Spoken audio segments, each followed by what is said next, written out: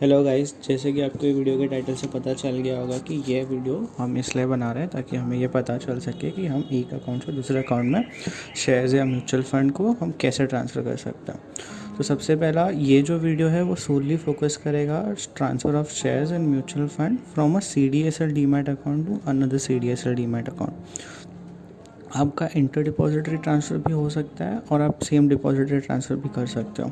अब अगर आपको ये जानना है कि सबसे पहला मेरा अकाउंट CDSL के साथ है या NSDL के साथ है, तो उसका सिंपल तरीका ये होता है कि हमारी जो भी 16 डिजिट की BOID होती है, अगर उसका पूरा नंबर 1 2 3 नंबरिंग के फॉर्म में होगा तो वो CDSL का अकाउंट होता है। अगर वो BOID की शुरुआत एक IN से होती है तो IN वाले जितने भी हमारी BOID होती है वो NSDL के साथ का अकाउंट होता है। अभी NSDL और CDSL दोनों हमारे डिपॉजिटरी है और ये शेयर ट्रांसफ़र की सर्विस डिपॉजिटरी द्वारा ही प्रोवाइड की जाती है। तो अभी जैसे ये CDSL है तो हम यहाँ पे mainly CDSL to CDSL focus करने वाले हैं। तो अगर मैं आपको बता दूँ कि ये तो दो पार्ट में हम डिवाइड करने वाले हैं। एक है कि क्या क्या हमें जानना चाहिए स्टेप्स, और एक कैसे करते हैं। तो सबसे पहले मैं क्वेश्चन की तरफ आपको लेके चले जाता हूँ कि जो हमको पता होना चाहिए। सबसे पहला, क्या मैं शेयर्स एंड म्यूचुअल फंड दोनों ऑनलाइन ट्रांसफ़र कर सकता हूँ? हाँ, येस। अगर आप CDSL टू CDSL कर रहे हो, CDSL टू NSDL भी कर रहे हो, तो आप दोनों ऑनलाइन ट्रांसफ़र करने की फैसिलिटी है। ये वीडियो में हम सिर्फ CDSL टू CDSL फोकस कर रहे हैं। अब कैसे करेंगे? तो ये एक सर्विस है जिसका नाम ईजी और ईजीएस्ट है। आपको सबसे पहले ईजी के लिए रजिस्टर करना पड़ता है CDSL में, और आप जैसे ही ईजी के लिए रजिस्टर कर लेते हो, आपका वो अकाउंट ईजीएस्ट में कन्वर्ट हो जाता है। अभी आपको ये ध्यान में रखना है कि कौन कौन से चीज़ें हैं जो मुझे पहले ही पता होने चाहिए। तो मैं सबसे पहले आपको एक क्विक लुक बता देता हूँ कि ईजी अकाउंट कैसा दिखता है, फिर हम ईजीएस्ट अकाउंट के बारे में देखेंगे। तो आप ये CDSL की वेबसाइट पर चले जाइए। CDSL की वेबसाइट कुछ ऐसा दिखती है। आपको लॉगिन पे क्लिक करना पड़ेगा। आप लॉगिन पे जैसे क्लिक करोगे, आपको ये न्यू सिस्टम माई ईजी पे क्लिक करना है और आपको लॉगिन पे क्लिक करना है, और आपको ये एक ईजीएस्ट का और ईजी का एक पेज लोड हो जाएगा। मेरे पास ऑलरेडी ईजी की आईडी है, तो अगर आपको ईजी के लिए रजिस्टर करना है तो आपको पहले यहाँ पे क्लिक करना पड़ेगा, रजिस्टर फॉर ईजी।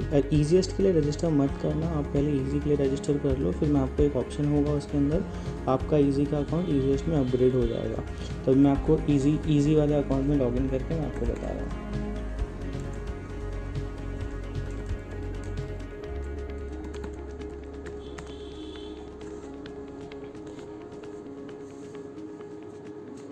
अगर आप देखोगे तो ये ईजी का अकाउंट कुछ ऐसे दिखता है। ये मेरा ज़ीरोधा के साथ अकाउंट है और ये ज़ीरोधा के साथ मेरा ईजी का अकाउंट ऐसे दिख रहा है।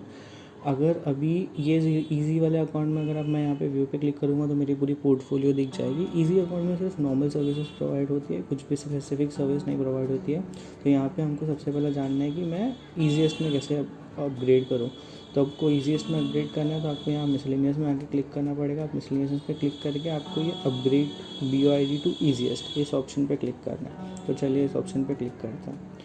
अभी मैं जैसे ही इस ऑप्शन पे क्लिक करूँगा, आपको अगेन दो ऑप्शन आता है, trusted account and account of choice. तो आपको ये ट्रस्टेड अकाउंट पे ही रहना देना है। ट्रस्टेड अकाउंट मीन्स आपका CDSL to CDSL transfer same depository है। अगर आपका इंटर डिपॉजिटरी है, अगर आप CDSL टू NSDL या NSDL टू CDSL कर रहे हो, तो आपको ये अकाउंट ऑफ चॉइस चूज़ करना पड़ता है। तो अभी हमने यहाँ पे ट्रस्टेड अकाउंट पे रहने दिया है, मैंने यहाँ पे ओके कर दिया है और मैं अभी ये सबमिट कर रहा हूँ। अभी जैसे ही आप सबमिट करोगे तो आपको ये ट्रस्टेड अकाउंट पूछेगा। अभी ये सबसे इंपॉर्टेंट चीज़ होती है। ट्रस्टेड अकाउंट का मतलब ये होता है कि वह अकाउंट जहाँ पे मुझे सारे शेयर्स को ट्रांसफ़र करना है। दैट मीन्स इसको हम काउंटर पार्टी भी बोलते हैं। ये अकाउंट वो है जहाँ पे मेरे को सारे शेयर्स को ट्रांसफ़र करना है। अब आपके पास दो ऑप्शन है, या तो अभी के अभी आप ये ट्रस्टेड अकाउंट को यहाँ पे आप डाल दो, यहाँ पे उसकी BOID डालनी है और आप सबमिट कर दो, या तो मेरे पास एक ऑप्शन है कि मैं ऐसे ही सबमिट कर दूँ। तो एज ऑफ नाउ मेरे को जो अकाउंट में ट्रांसफ़र करना है that is my trusted account, मैं वो ऐड नहीं कर रहा हूँ और मैं अभी सबमिट कर रहा हूँ। मैं आपको अलग से बताऊँगा कि जब हमारा अकाउंट ईजीएस्ट में कन्वर्ट हो गया है, अपग्रेड हो गया है, तो हम कैसे ऐड करेंगे ट्रस्टेड अकाउंट को। तो अभी मैं सबमिट कर रहा हूँ। सबमिट करने के बाद ये मेरे फ़ोन पे OTP भेजा है, मैंने ये ओके कर दिया। मैंने OTP डाल रहा हूँ,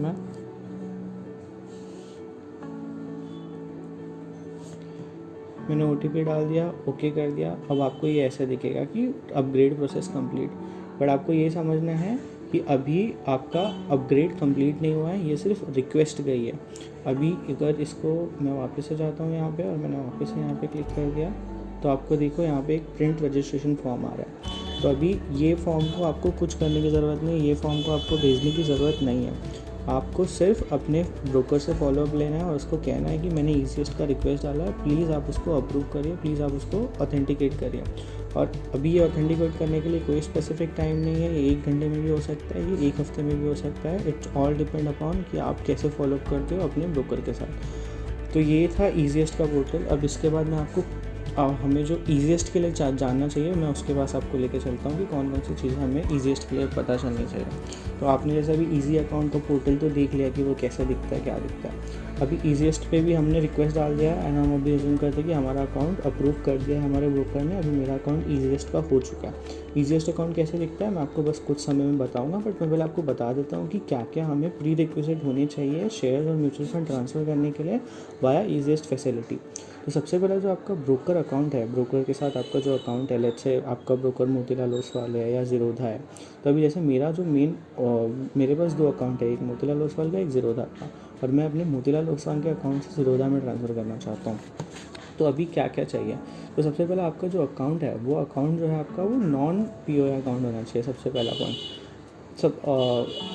इसके पहले मैं एक चीज़ बता देता हूँ का आपका अकाउंट जैसे ही ईजीएस्ट में कन्वर्ट हो जाता है, आपको एक मेल आता है CDSL की तरफ से कि आपका अकाउंट ईजीएस्ट में अप्रूव्ड हो गया है, और आपको एक कोड आ जाएगा जिसको हम पिन कहते हैं। ये 6 डिजिट का कोड होता है जो कि एक OTP जैसे काम करेगा।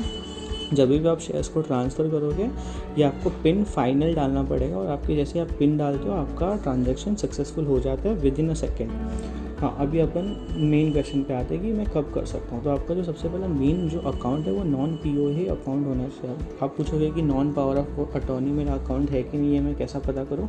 तो उसका बेसिक जो वे है वो आप ऐसे चेक कर सकते हो कि आप जब भी अपने नॉर्मल स्टॉक्स बेचते हो और आपको नॉर्मल स्टॉक बेचने के टाइम पे अगर आपसे वो आपका ब्रोकर आपसे OTP मांगता है या आपको EDIS को यूज़ करना पड़ता है, दैट मीन्स आपका अकाउंट जो है वो non power of attorney account है। बट अगर आप जब सेल करते हो डायरेक्टली सेल हो जाता है, दैट मीन्स आपने पावर ऑफ अटर्नी दी हुई है अपने ब्रोकर को। और जब भी आपने अपनी पावर ऑफ अटर्नी दी हुई है ब्रोकर को, दैट मीन्स आपका ब्रोकर आपका ईजीएस्ट अकाउंट अप्रूव नहीं करेगा, वो सीधे के सीधे रिजेक्ट कर देगा, बिकॉज उसके अंदर नॉन डिलीवरी का रिस्क होता है। ऐसा हो सकता है कि आपने पोर्टल से सेल कर दिया ऑलरेडी और आप यहाँ से ईजीएस्ट में आपने ट्रांसफ़र भी कर दिया, तो वो केस में ब्रोकर को रिस्क होता है। तो इसके लिए पहले हमेशा आपका अकाउंट नॉन पीओए अकाउंट होना चाहिए, पावर ऑफ अटर्नी वाला।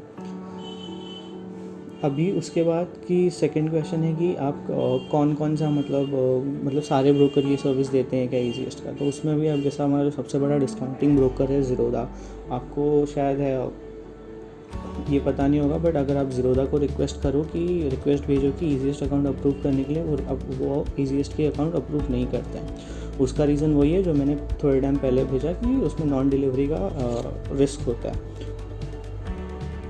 बट अगर मैं आपको मोतीलाल ओसवाल का एग्जांपल दूँ तो हाँ, वो ईजीएस्ट की सर्विस देते हैं। आपको ये एक बार ब्रोकर से कंफर्म करना पड़ेगा कि आप ईजीएस्ट की सर्विसेज को एक्सेप्ट करते हो या नहीं करते हो।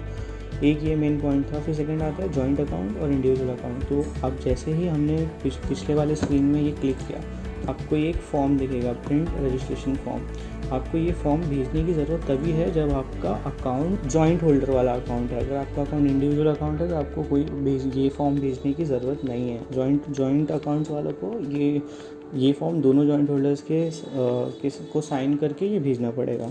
सेकंड, ये वीडियो सोली फोकस करेगी CDSL टू CDSL ट्रांसफ़र के लिए, वो मैंने पहले बता दिया। अब उसमें चार्जेस और प्रोसेस।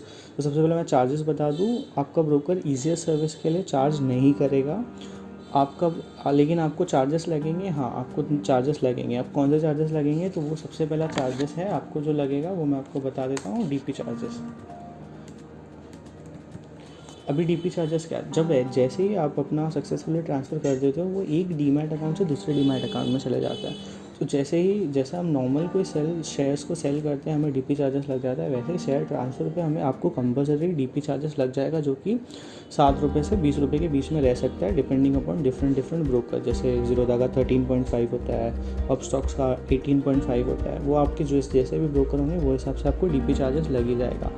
प्रोसेस हम अभी जस्ट देखेंगे। और टाइम इसमें बिल्कुल नहीं लगता है। आप जैसे ही क्लिक करते हो, जैसे बैंक ट्रांजैक्शन हो जाते हैं विदिन अ सेकंड, ये भी सेम होता है। आप जैसे ही क्लिक करते हो आपका transaction within a second successful हो जाता है। आपके शेयर्स एक डीमैट अकाउंट से दूसरे डीमैट अकाउंट में ट्रांसफ़र हो जाता है।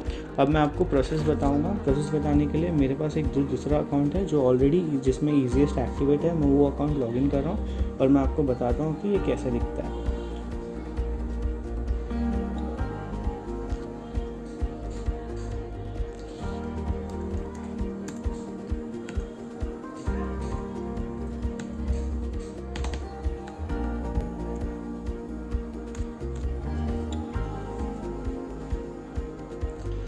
जैसे कि आप ये अकाउंट देख सकते हैं, ये अकाउंट मेरा मोतीलाल ओसवाल के साथ है। और यहाँ पे अगर आप मेरा स्टेटस देखोगे तो आपको यहाँ पे ईजीएस्ट दिखेगा। तो इसका मतलब कि ये मेरा अकाउंट ईजीएस्ट में अपग्रेडेड है ऑलरेडी। मेरा ब्रोकर का नाम भी आ रहा है। अगर आपको और कैसे देखना है, आप जैसे मिसलेनियस पे क्लिक करोगे आपको यहाँ पे बहुत सारे ऑप्शन मिल जाएंगे।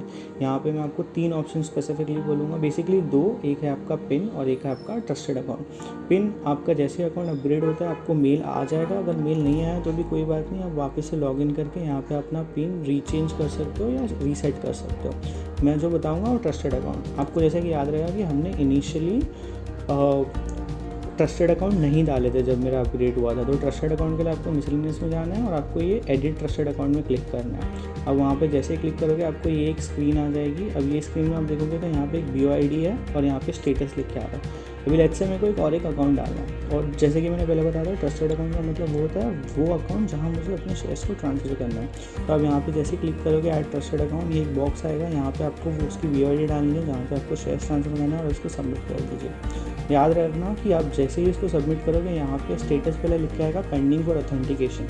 ये मैंने फॉलो किया था और मेरे ब्रोकर ने इसको अप्रूव किया। इसके लिए ऑथेंटिकेटेड बाय DP लिख के आ रहा है। और आपको ये भी याद रखना पड़ेगा, इवन इफ़ आपका अकाउंट ईजीएस्ट में अप्रूव हो गया या अपग्रेड हो गया बट आपका ट्रस्टेड अकाउंट ऐड नहीं है तो इसका कोई मतलब नहीं है। इसका मतलब आप शेयर ट्रांसफ़र कहीं कर ही नहीं पाओगे। आपको ट्रस्टेड अकाउंट कम से कम एक ट्रस्टेड अकाउंट तो ऐड करना ही पड़ेगा।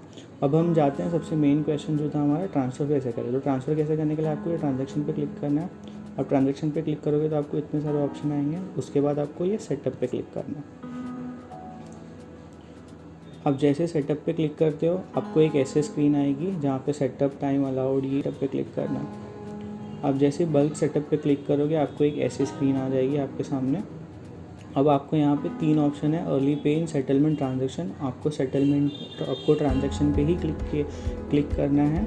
बाय एंड सेल फ्लैग में आपको सेल पे ही क्लिक करके रखना है। अब यहाँ पे सेटअप BOID में आपके अकाउंट की BOID आ रही है। जैसे मेरा अकाउंट मोतीलाल ओसवाल के साथ है तो वो अकाउंट आ रहा है यहाँ पे।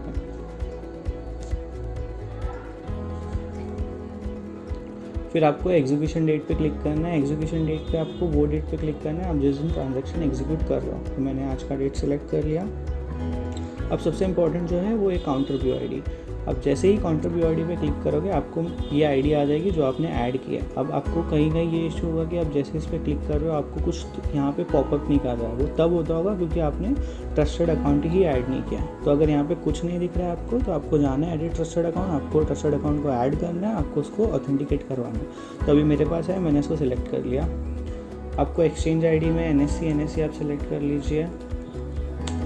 आपको मार्केट टाइप में रोलिंग नॉर्मल सेलेक्ट करना है। काउंटर पार्टी में भी आपको रोलिंग नॉर्मल सेलेक्ट करना है। आप ये देखिए ये आपका अकाउंट है जो आपके पास अभी एग्जिस्टिंग है और काउंटर मतलब जहाँ आपको ट्रांसफ़र करना है। तो यहाँ पे वो सारे डिटेल्स है जहाँ पे आपको ट्रांसफ़र करना है। फिर आपको यहाँ पे नीचे आना है और आपको ये प्लस साइन पे क्लिक करना है। आप जैसे ही प्लस साइन पे क्लिक करोगे आपको यहाँ पे अकाउंट एक ऐसा बॉक्स आएगा। अब यहाँ पे आपको अकाउंट ISIN पे क्लिक करना है। अब जैसे ही क्लिक करोगे अभी आपके एग्जिस्टिंग अकाउंट में जो कुछ भी है यहाँ पे सब दिख जाएगा। अगर आपके पास 5 शेयर है तो 5 शेयर दिख जाएंगे, आपके पास 1 शेयर है तो 1 शेयर दिख जाएगा।